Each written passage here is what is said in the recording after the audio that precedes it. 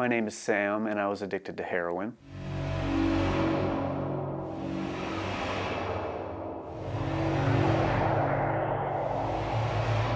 Going through some problems at home at the time. My parents had just gotten divorced, and I was the only boy in the family of 5 other sisters, and it was just, I really leaned heavily on this new world that I had discovered in drugs, and I drinking and smoking weed throughout my early teens, and didn't experience any serious consequences, didn't feel like I was doing anything wrong. It was a lot of fun at the time, and it seemed so innocent, and I progressively started doing other drugs, and from hallucinogens to prescription drugs to the party scene, and I started taking, ecstasy and all that, and it was I never thought that I was doing anything wrong. All my friends did this. I was, always into skateboarding growing up, and it was just the culture. It just was what it was, and I never thought that what I was doing was going to lead me into, digging myself into a hole that I couldn't get out of. I was 14 years old, walking into grocery stores and stealing alcohol. I had this system where I stole a ton of alcohol. I just walk in wearing a sweatshirt, stick alcohol in my pants and walk out. And I got away with it a lot of times. And I cannot believe I was the 14-year-old who was doing that, And there was this one time where I went into a store, and just like I had done a couple times a week for the last, 6 months or close to a year, whatever it was, and nothing really, something felt kind of off about it walking in there. And I looked around, and I felt like a couple people were watching me, but they weren't, and I had to get the alcohol. So I went for it, and I started walking out, and I hear, "Hey, you, stop!" And so I take off running, and my bike is parked right outside the door. And I turn around, there's 4 grown men, big linebacker-looking men, chasing after me. And I jump on my bike, and there's a sweatshirt draped over my handlebars. And I go to get a running start to take off, and the sweatshirt slips into the front tire of my bike, and you can imagine it stops the front tire. I got all this momentum going, and it stops that front tire, and I flip. The alcohol flies out of my pants, and of course it's glass bottles. Smash, and I land on all that broken glass. And I don't even know what I was thinking. My cell phone that I was using that day flew out of my pocket. Everything in my pockets flew out, and I land on this pile of broken glass. And I got so much adrenaline pumping through me that I didn't even realize being cut up. I was just fight or flight, and I took off running.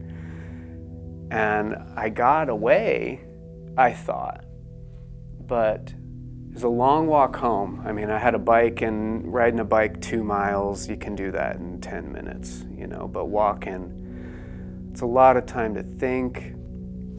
And I had a lot of time to reflect on the person I was, and my parents didn't raise me to be a thief or any of that, and just real ashamed walking home. And then I get home, and I realized that I had my dad's cell phone that day, and I didn't have it on me. I had realized then that it flew out of my pocket. And I get home, and a few of my sisters and their husbands are there with my dad. I'm living with my dad at the time, so I'm playing it cool or trying the best I can. I'm freaked out and on the verge of tears, and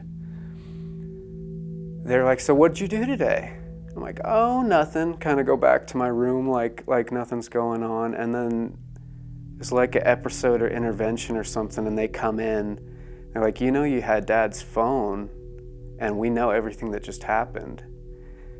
And they opened the phone, and they went straight to the contact mom, and called Grandma, because it's my dad's phone, and told them that your son had just been arrested for stealing alcohol.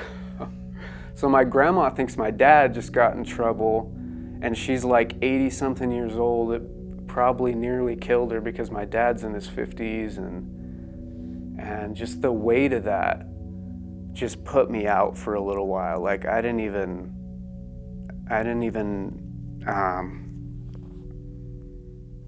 want to use. I didn't want to get drunk. I was like wanting to start flying straight again, you know, to prove to my family that, you know, I'm not this dirtbag kid, and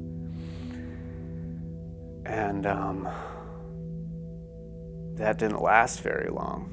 Eventually got to a point where I was really heavily relying on prescription drugs, prescription opiates to be more specific, and loved doing those, and developed, you know, a physical dependence, a mental addiction, and I just, you know, was stuck on those for a while. And eventually it just made sense to start, you know, graduate to heroin. You know, I had friends who were doing it. It was real easy to get for them. You know, I didn't know anyone specifically to get it from other than my friends who got it from whoever, but that's where it started. And it felt almost dirty at first because I really was opinionated about people who did heroin growing up, and I was never going to be that guy. And I smoked a cigarette and was drinking some coffee, and I was thinking of how I'm going to pick up heroin. And I realized right then, I'm addicted to the 3 most addictive things on the face of the planet. And I couldn't help but think of, where did my life go? I had all these things I wanted to be, and I wanted to get an education and get a good job and have a family. And before I knew it, I'm just a dirty junkie who's willing to do anything to get high again. And it's a harsh truth to swallow, you know. And I'd get these little looks into reality again, like I've been saying, but it's always so short-lived. It's like these windows where I can see through to the dirtbag I really am, and my life is over, and I haven't even lived yet. I'm still a teenager. I'm, you know, 17. I'm still in high school, and and my life is over. And it doesn't take me long to push that out of the way. You know, I go get high again, and everything's good again, you know. But you can only do that for so long, and you get near-death experiences, and you get these run-ins with the law, and then you're always trying to get high again. You're always trying to think of the next hustle, and it starts to wear on you. You know, you get tired after a while, and I got to a point where I was willing to get help, you know. And that might even be a stretch. I was kind of forced into it a little bit. And thankfully, I was out of options, and was willing to listen to someone else and actually seek out some help, you know, because I spent all this time thinking that there's no going back from the things that I've been doing. There's no life after this for me. And I get into recovery, and I find out how big of a lie that is that I've been telling myself for all this time, because I met a lot of people who had experienced all the same things as me and more. And that was my first time where I actually had some hope that maybe there is life after this. Maybe I don't have to keep repeating this pattern that I have of get high and swear you're gonna stop, and then get high and swear it off, and then get in trouble and swear it off, you're gonna stop, and